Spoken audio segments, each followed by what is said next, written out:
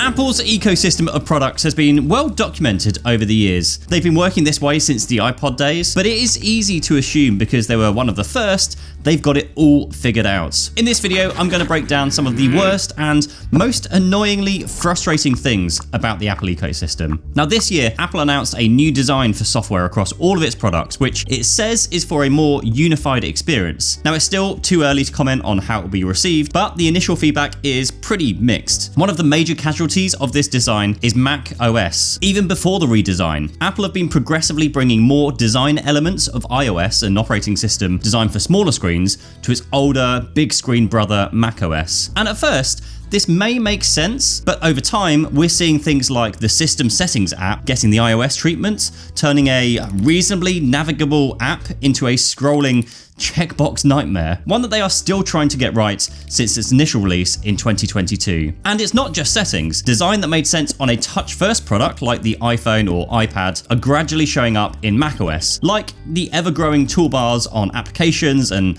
oversized buttons. We've spent our lives perfecting the control of the cursor with a trackpad or mouse for pixel-perfect input, but now everything is growing for a unified experience, which only seems to be compromising the screen real estate that we have. Talking about the system settings on Mac, let's talk about settings across iOS, iPadOS, and macOS. Apple have added so many settings and preferences which can tweak or customize your experience, which is great. But what isn't great is how they categorize them. If you're looking for a customization, it could be in general or maybe just the accessibility dumping grounds. Luckily, the settings app has a search bar, but unluckily, it regularly fails to actually find what you're looking for. Apple CarPlay can actually be really useful, and although many car manufacturers are actually beginning to distance themselves from CarPlay compatible in-car systems, it does a decent job of bringing apps into the car. Now, ignoring issues with dodgy connections over wired and wireless, my biggest problem with CarPlay is one feature which exists on every other Apple interface and on Android also,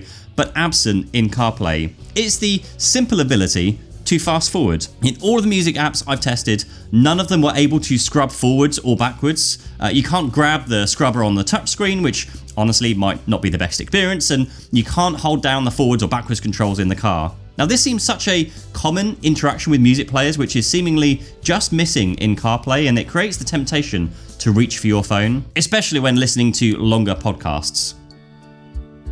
Now, notifications. Apple's notification center is where all notifications appear and they get categorized, and it's a nice area where you can change an app's notification privileges by snoozing or blocking. It shows on the lock screen when you swipe up, but if you don't swipe up, you get a preview of the most recent notifications. Now these notifications get pushed down as new ones come in, and if you want to dismiss or remove just that notification, you can quickly by swiping left on it. However, if another notification comes in whilst you are mid-swiping away another, chances are you dismissed the wrong notification and you're left wondering what you've just missed. I've honestly done this so many times and it frustrates the heck out of me. And a small one here, but maybe you want to set a custom notification sound for different apps, just so you know which app is notifying you.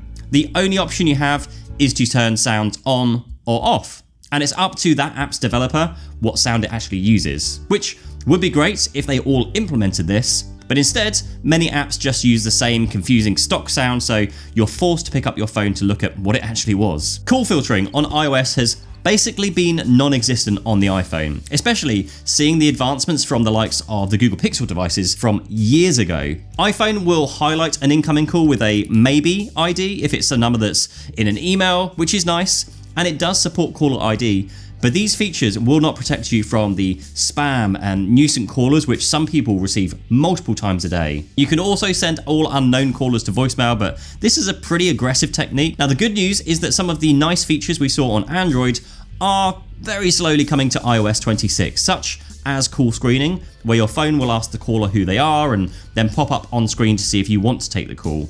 But it's still not able to identify potential spam callers from a known list and block them. Now hopefully call screening will help prevent you picking up calls from spammy callers in the future, but if you want to secure your digital identity right now, you need to check out the long-term sponsor of this channel, 1Password. Now iOS 18 does include a new standalone password manager app, and I've heard so many people say, oh, so I don't need a password manager app now, do I? But I would still highly recommend something like 1Password over Apple's own app, because it just offers so much more than the built-in app. Like with 1Password, I can switch between Android, iOS, Windows, even Linux if I really, really wanted to, and still access all of my usernames, my passwords, but also my credit card information, passport and ID, and just so much more is stored in 1Password than what you can store in just other regular built-in password managers. Now I actually have a family account, so I can store passwords for my wife and then store them in the family area. So then she can log into things. Otherwise I literally constantly have to deal with her forgetting passwords.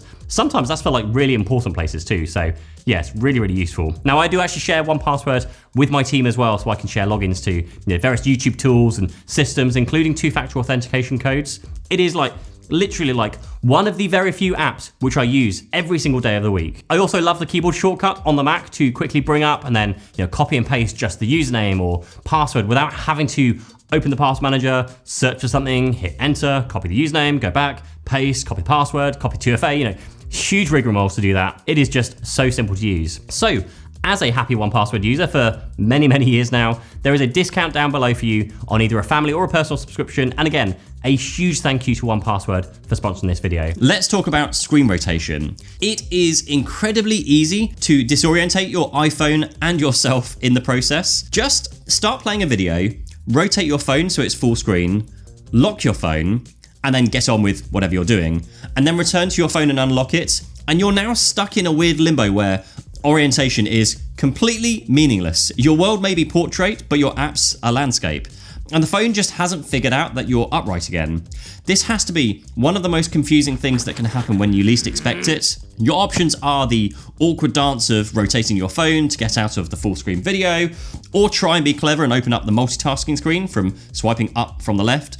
Either way, it's silly, and how is this still a thing? Crazy. Apple, just make my iPhone check what way I'm holding my phone when I unlock it, please. Now, having reviewed so many Android phones over the past few years, one thing that stands out though is no universal back gesture. Now on iOS, swiping back could go back, or it could open up a menu, or it might do another action like delete or snooze.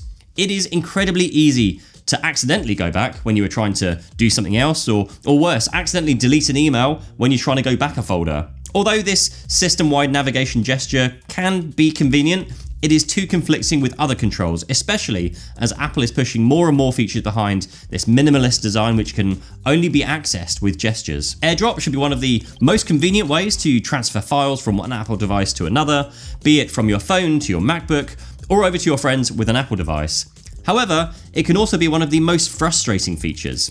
It relies on a combination of Wi-Fi and Bluetooth, and any little hiccups with either of these can lead you to be waiting endlessly for a file to start transferring. Maybe it will just stop halfway through the transfer, or maybe you're just waiting for someone to appear in the list of available recipients. It's one of those things that when it works, it is magic, but when it doesn't, it becomes this song and dance to just the AirDrop gods. Now, the other thing with AirDrop is that recipients will just pop up whenever your phone can see them, making it far too easy to accidentally share to the wrong person. As you drag a file over or click on the first recipient, only to find that the person you sent to has now been replaced with stranger A, who is now top of the list and is being asked if they want to receive your holiday selfie. Apple have had to tweak the visibility of AirDrop over the years to stop you from showing up on strangers' devices, but this actually just adds yet another layer of confusion, and many people will just allow AirDrop from absolutely everyone. Now finally, of all the ecosystems going, Apple is by far the most locked in. If you want to use a Windows laptop instead of a MacBook, well, guess what? Almost all the convenience from features like AirDrop are completely gone. If you want to store things in the cloud, well, you better be using Apple's iCloud, or prepare to use a bundle of third-party photo and file apps with varying levels of integration on the platform. And if you've got an idea for an app, well, you better publish it on the App Store, or you're never going to reach any iPhone users. Unlike many of the other ecosystems we've looked at in previous videos, Apple, at a minimum, heavily encourages using solely Apple products and Apple services, or at their worst, provide no other alternative. But if the political climate is anything to go by, with their sanctions from the EU and the US courts, they may soon have no choice but to open up the ecosystem a little bit more. And we haven't even gotten to the problems with Siri yet. But I think we'll leave that for a future video. Be sure to subscribe to the channel for that one. And let me know in the comments if there's anything I've missed.